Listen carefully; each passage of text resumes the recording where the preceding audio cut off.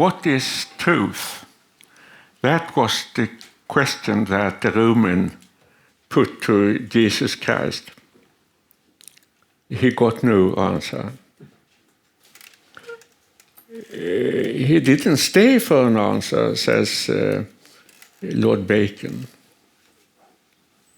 The prophet simply was silent, says Gustav Freding, the Swedish poet. For whatever reason, he didn't get an answer on the question, what is truth? So we'll have to repeat the question and ask for an answer. And I'm going to give you one, or rather two, answers. And my point will be that there are two very, very different concepts of truth. You could separate them from each other, and things will become clearer when you separate these two concepts of truth. The first concept I associate to the Greek philosopher Parmenides. Parmenides is famous for saying that only what is, and what is not, is not. I don't know if this sounds very illuminating, but it's the beginning of philosophy. In a way, what Parmenides said some 2,500 years ago, what is, and only what is, and what is not, is not. The context is this. The philosopher, he comes in a carriage into the presence of a goddess. And this goddess tells him things that he writes down. And this is the first known philosophical text, what he wrote down after what the goddess said to him. And the goddess said, there are two kinds of notions, there are two kinds of ideas. One is only what is, and what is not, is not. That's true, says the goddess. That's the truth. And then there are other ideas, other notions, other beliefs, which human beings believe in. And they are all false. So whatever human beings believe, it's not true. As human beings, we have no access to truth at all. So truth is really, it's a thing for a goddess. It's divine. There is the divine truth, and there is the truth for human beings. That sounds rather hopeless, doesn't it? It also means, according to Parmenides, that in the world where we all live, nothing ever changes. The idea that something comes into being or disappears from being, that it's born or that it dies, and that it acquires new colors or new shapes or something, or loses colors and shapes. All this notion upon which human life builds is just nonsense. Nothing does ever change, says Parmenides. There is no time, there is no future, there is no present, there is no past. All this is illusions. We all, as human beings, we live in a world of illusions. What should we make of this? There came other philosophers. Protagoras. He was a sophist, it said. Protagoras. What did he say? He said that man is the measure of all things. There is only, every truth is a truth for somebody. There is one truth for you and another truth perhaps for me, and a third truth for some guy over there, and so on. So, in a way, he was very relativist. He said, human beings or man is the measure of truth. This seems to be the opposite to what Parmenides said. Parmenides said there is only one kind of truth. It's divine truth, eternal truth, immortal truth. Whereas Protagoras said there is only one kind of truth, and that's the limited truth. It's the truth for somebody. It's the truth in somebody's perspective. It's the human truth. Who was right? Parmenides or Protagoras? Well, Plato said they are both right. But Parmenides is altogether right, and Protagoras is only half right. There are two kinds of truth, says Plato. There are two kinds of knowledge. One kind of knowledge he called episteme, and the other he called doxa.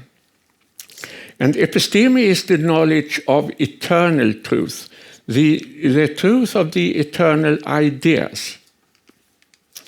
And doxa is the everyday kind of so-called truth, which we encounter as human beings every day. Now, as human beings, we live in a cave. That's the famous metaphor in Plato's Republic. We all live in a cave, and we are captives in this cave. And the light in this cave is very, very, very bad. The cave is filled by shadows, and we can't see anything at all clearly. We just see these shadows. Some prisoner could be let loose and see the sun and realize what truth really is. But suppose, says Plato or Socrates, that this prisoner went back into the cave to tell his brothers and sisters in the cave what reality really is. Would they understand it? No. They would hate it.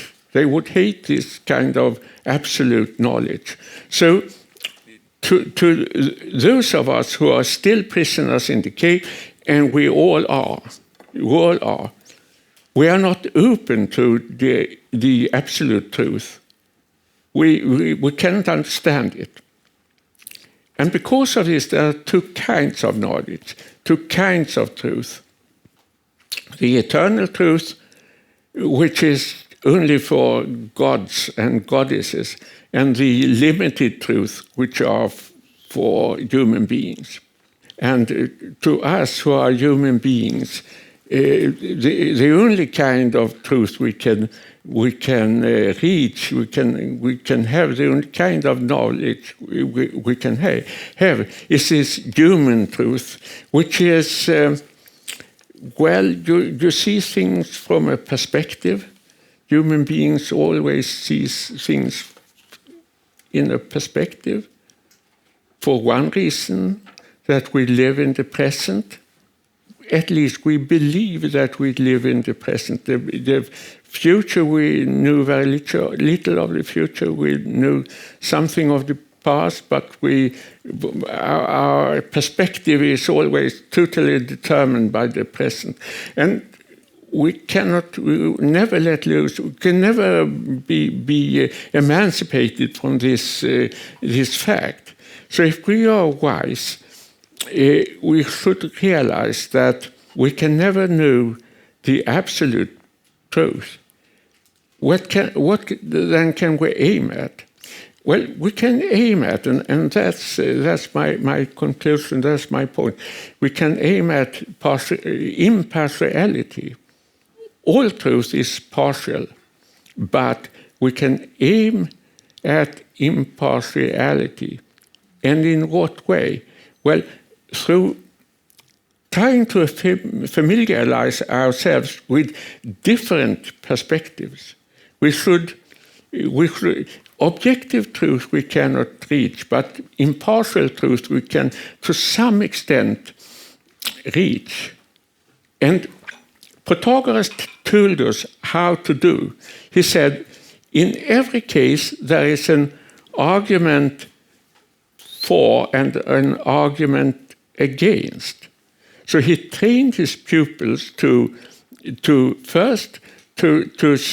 argue eloquently, to say this man who is now accused is innocent. And then they learn to argue that this man is really guilty and should be condemned to the severest punishment possible. So that's why Sufis got this bad reputation. One day they argued for justice, and the next day they argued for injustice. That was a kind of training for rhetoric. You should argue for both cases.